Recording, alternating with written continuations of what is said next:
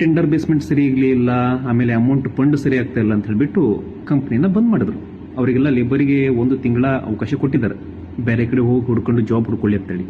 ಆದ್ರೆ ಅಲ್ಲಿ ವಾಸ್ತವ ನೋಡ್ಬೇಕಂದ್ರೆ ಕೆಲವೊಂದು ಲೇಬರ್ಗಳು 20 ವರ್ಷ ಕೆಲಸ ಮಾಡಿದಾರಂತೆ. ಏನ್ ಕೆಲಸ ಅಂದ್ರೆ ದೊಡ್ಡ ದೊಡ್ಡ ವೆಹಿಕಲ್ ಬಂದಾಗ ಡೋರ್ ಓಪನ್ ಮಾಡೋದು, ಡೋರ್ ಕ್ಲೋಸ್ ಮಾಡೋದು ಅಷ್ಟೇ. ದೊಡ್ಡ ದೊಡ್ಡ ವೆಹಿಕಲ್ ಬರುತ್ತಲ್ಲ, ಲೋಡಿಂಗ್ ಆಗಿ ವೆಹಿಕಲ್ ಬಂದಾಗ ಡೋರ್ ಅನ್ನು ಓಪನ್ ಮಾಡೋದು, ಕ್ಲೋಸ್ ಮಾಡೋದು. ಆ ಥರನೇ ತುಂಬಾ ಜನ 20 ವರ್ಷ ಕೆಲಸ ಮಾಡಿದ್ದಾರೆ. ಕೆಲಸ ಗೊತ್ತಿಲ್ಲ, 20 ವರ್ಷ ಕಂಪನಿಯಲ್ಲಿ ಇದ್ರು ಕೆಲಸ ಕಲ್ತಿಲ್ಲ. ಆಯ್ತಾ, ಇವಾಗ ಕಂಪನಿಯಿಂದ ಹೊರಗಡೆ ಹಾಕಿದ್ದಾರೆ ಎಲ್ಲರನ್ನೂ ಕೂಡ.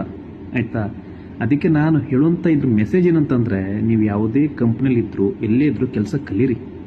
ಕೆಲಸ ಕಲಿದೇ ಇದ್ರೆ ಏನೂ ಯೂಸ್ ಇಲ್ಲ. ಪೇಮೆಂಟ್ ಬಂತು, ಮನೆ ಕಳಿಸ್ದೆ, 8 ಅವರ್ ಕೆಲಸ ಮುಗೀತು, ರೂಮಿಗೆ ಹೋದೆ, ಊಟ ಮಾಡ್ದೆ, ಮಲಗದೆ, ಅಲ್ಲೋದು ಬೇಡ. ಎಲ್ಲಿ ಇದ್ದಿರಲ್ಲ ಅಲ್ಲಿ ಪರ್ಫೆಕ್ಟ್ ಆಗಿ ಕೆಲಸ ಕಲಿಬೇಕು. ಸೂಪರ್ವೈಸರ್ ಜೊತೆಗೋ ನಾರ್ಮಲ್ ಆಗ್ಬಿಟ್ಟು ಒಂದು ಸ್ಕಿಲ್ ಅನ್ನ ಬಿಲ್ಡ್ ಮಾಡಬೇಕು. ಅಂದಾಗ ಮಾತ್ರ ನಿಮ್ಗೆ ಹೊರಗಡೆ ಹೋದಾಗ ವ್ಯಾಲ್ಯೂ ಸಿಗುತ್ತೆ. ಈಗ ನೋಡಿ, 20-25 ವರ್ಷ ಕೆಲಸ ಮಾಡೋ ವ್ಯಕ್ತಿ ಅವನು ಕೇಳಿದ್ರೆ ಅವನಿಗೇನು ಕೆಲಸನೇ ಗೊತ್ತಿಲ್ಲ, ಬರೀ ಡೋರ್ ಓಪನ್ ಮಾಡೋದು, ಡೋರ್ ಬಂದ್ ಮಾಡೋದ್ರಲ್ಲಿ 20 ವರ್ಷ ಕಳೆದು ಬಿಟ್ಟ.